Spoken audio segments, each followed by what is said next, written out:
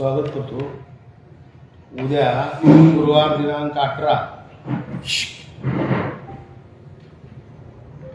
रोजी आदरणीय पवार साहेब यांच्या प्रमुख उपस्थितीमध्ये पुण्यश्लोक राष्ट्रमाता अहिल्यादेवी होळकर यांच्या 299व्या जयंतीनिमित्त बारामती येथे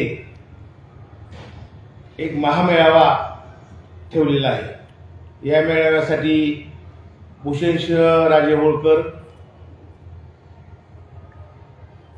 बारामती लोकसभा मतदारसंघाच्या महासंसद खासदार आदरणीय सुप्रियाताई सुळे,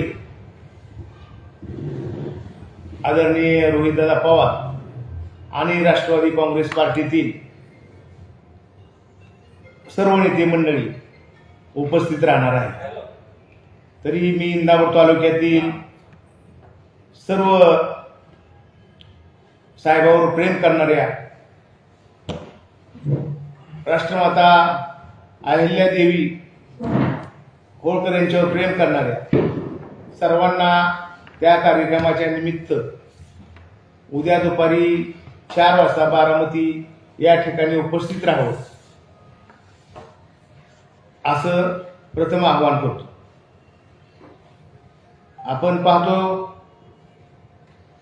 गेल्या 2 महिन्यापूर्वी बारामती लोकसभा मतदारसंघाची निवडणूक झाली। या निवडणुकीमध्ये इंदापूर तालुक्यातून आदरणीय ताईंना 26,000पेक्षा जास्त मताची आघाडी इंदापूर तालुक्यातील मतदार बंधूंनी दिली।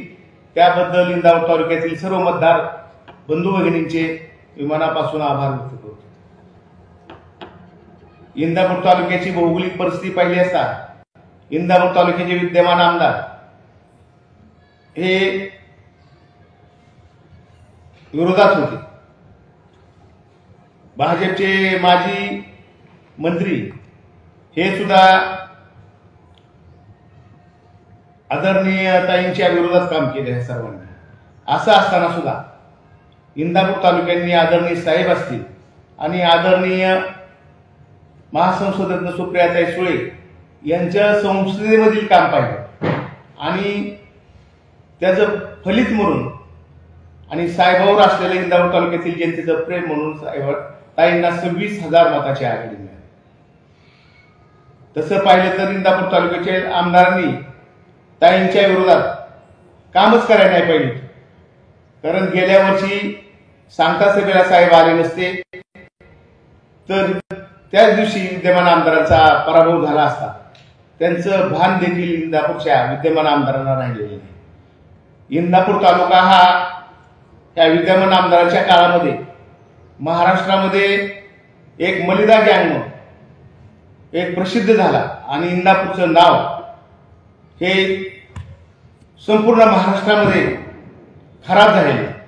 कारण आम्ही फिरतो, सर्व कार्यकर्ते फिरत असतात, तुम्ही सर्व पत्रकार मंडळी सगळ्या पाहुणेरावळ्याकडे इतर जिल्ह्यामध्ये जातात, त्यावेळेस ते म्हणजे मलिदा गँग म्हणजे काय, म्हणजे मलिदा गँग इंदापूरची एवढी मोठी फेमस झाली की ती अख्खा महाराष्ट्रामध्ये इंदापूर तालुक्याचं नाव या आमदार महोदयामुळं बदनाम झालेलं आहे।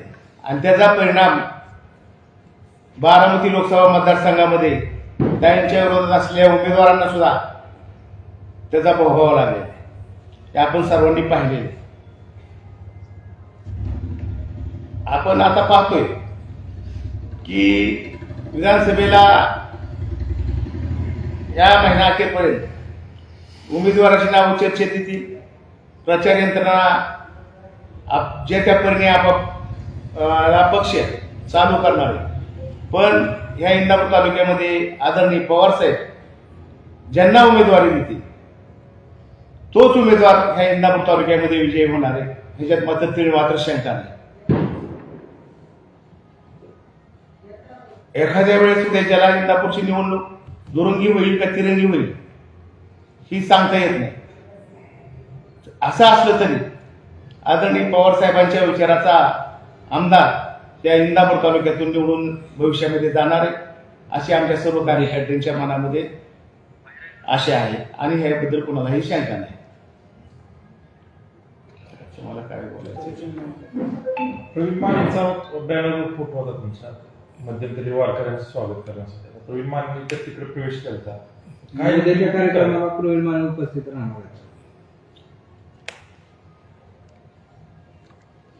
आपण सर्वजण पाहतो, ज्यावेळेस निवडणुका लागायच्या होत्या, तारखा जाहीर झालेल्या नव्हत्या, त्यावेळेस प्रवीण माने असेल, मी असेल, आम्ही 60 ते 70 गावामध्ये गावभेट दौरा आयोजित केला होता. जर प्रवीण मानेला ताईंच्या विरोधात काम करायचं असतं तर प्रवीण मानेंनी गावभेट दौऱ्यामध्ये सहभागी झालं नसतं.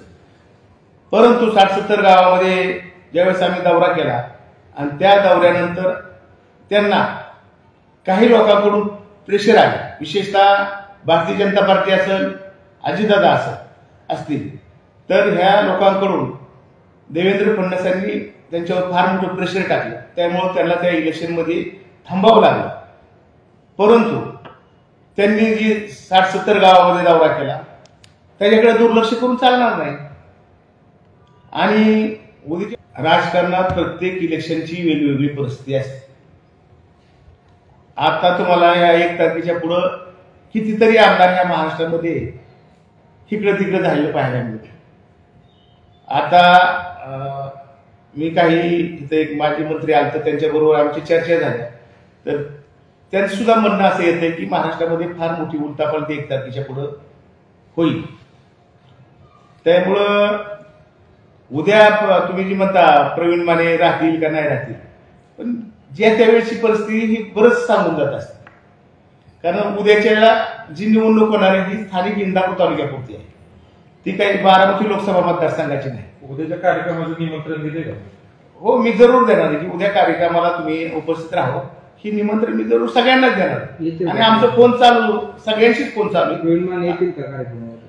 ती मी आज काही सांगू शकत नाही. हर्षवर्धन पाटील समर्थक म्हातारे तुम्ही तुतारी हातात घ्या, तुम्हाला काय वाटतं?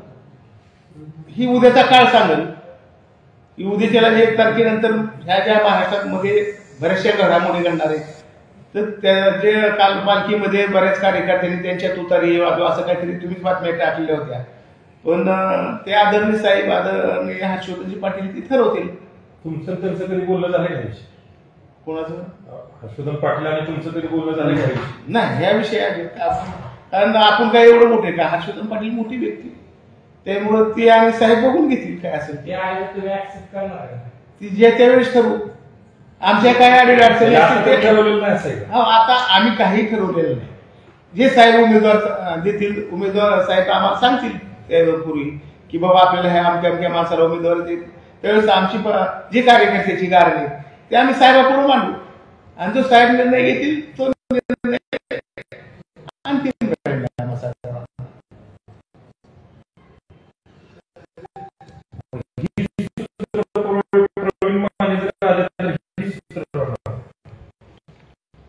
नाही. प्रवीण माने 60-70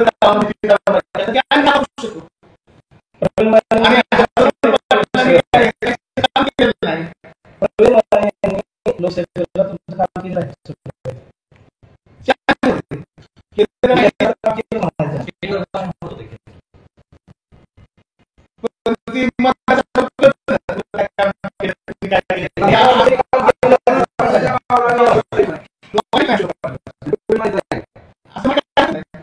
तुम्हाला अजून वाटतं की काम केलं?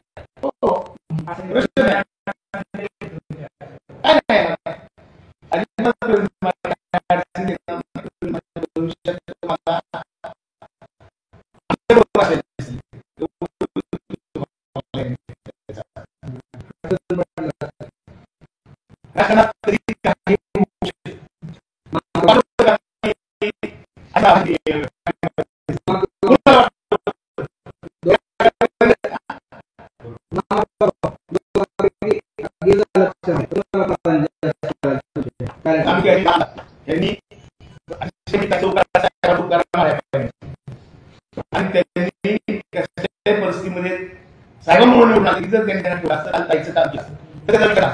आता कसल्याही परिस्थितीत तालुक्याच्या विद्यमान आमदारांचा राष्ट्रवादी काँग्रेस पार्टी शरदचंद्रजी पवार पक्षामध्ये विचार